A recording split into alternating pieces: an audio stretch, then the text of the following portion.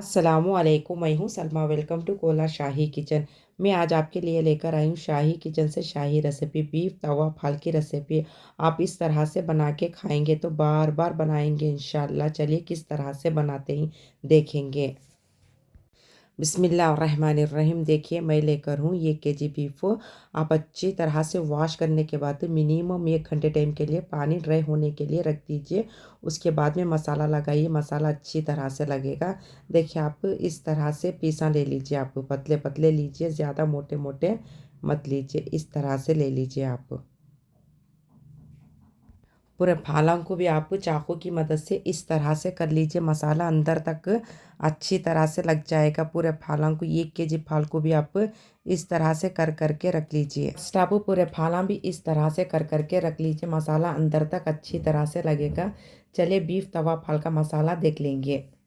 तवा फाल के लिए मसाले इस तरह से ले लीजिए। 1 कटोरी फुल, आप कौन सी भी कटोरी लेकर आप 1 कटोरी फुल आप इस तरह से पुदीना ले लीजिए। 2 टमाटर ले लीजिए, फार्म के ले लीजिए, नाटी बिल्कुल भी मत डालिए। धनिया आप इस तरह से ले लीजिए, 1 मुट्ठी। देखिए आप इस तरह से 1 मुट्ठी फुल डालिए। बीफ तवा फाल बहुत ही टेस्टी बनेगी। देखिए आपको नहीं मालूम है तो इस तरह से मेजर करके डाल लीजिए, बहुत ही टेस्टी बनेगी तवा फाल। आप ये स्पून से मेजर करके मसाले ले लीजिए। फुल को तो आप इस तरह से डालिए। अदरक भी फुल आप इस तरह से डालिए। 8 हरी मिर्चा ले लीजिए आप। 20 काजू ले लीजिए। 2 टेबल स्पून आप अदरक डालिए। 2 टेबल स्पून आप लहसुन डालिए। 2 टेबल स्पून आप काले मिर्चा ले लीजिए। आप ये स्पून से मेजर करके पूरे मसाले ले लीजिए, ना तो कम ना तो ज़्यादा होंगे। 2 टेबल स्पून आप चाट मसाला पाउडर ले लीजिए।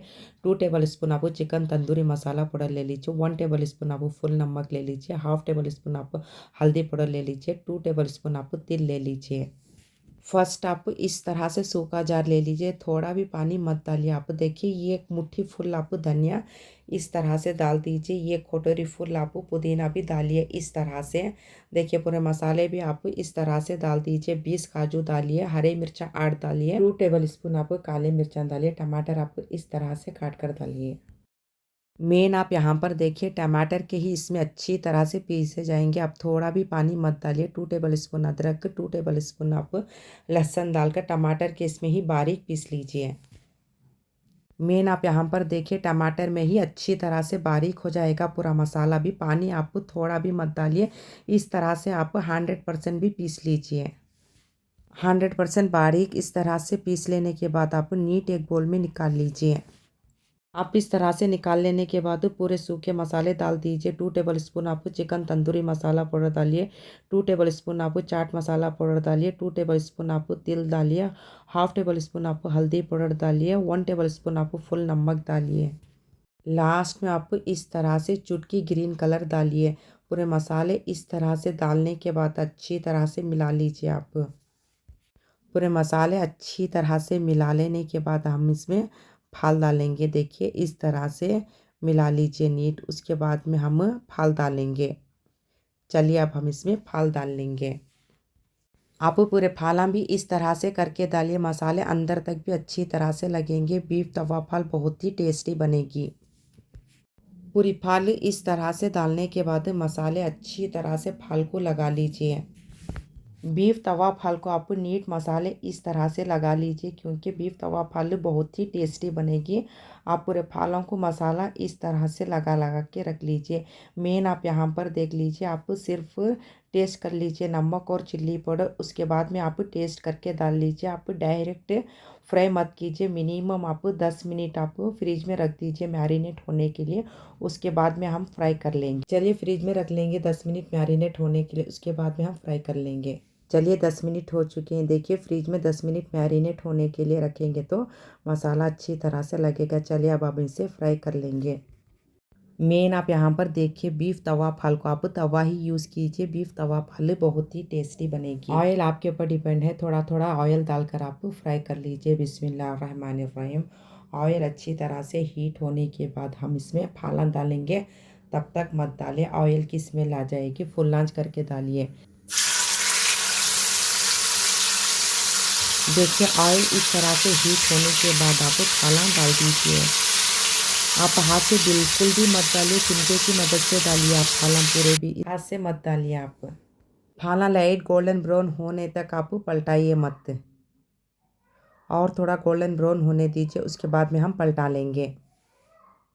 बीफ तवा फाला आप तवे पर ही बनाइए, बहुत ही टेस्टी बनेगी। और थोड़ा गोल्डन ब्राउन होने दीजिए, उसके बाद में हम पलटा लेंगे। देखिए इस तरह से गोल्डन ब्राउन होने के बाद आप पलटा लीजिए और गैस फ़ौरन सिम कर दीजिए। एंड तक भी आप सिम करके ही पकाइए। इस तरह से लाइट गोल्डन ब्राउन होने के बाद पलटाने के बाद गैस फ़ौरन सिम कर दीजिए। एंड तक भी आप सिम आंच में ही पकाइए। तवा पाल अच्छी तरह से फ्राई कीजिए, बहुत ही टेस्टी बनेगी। और थोड़ा फ्राई होने के बाद हम इसे काट लेंगे।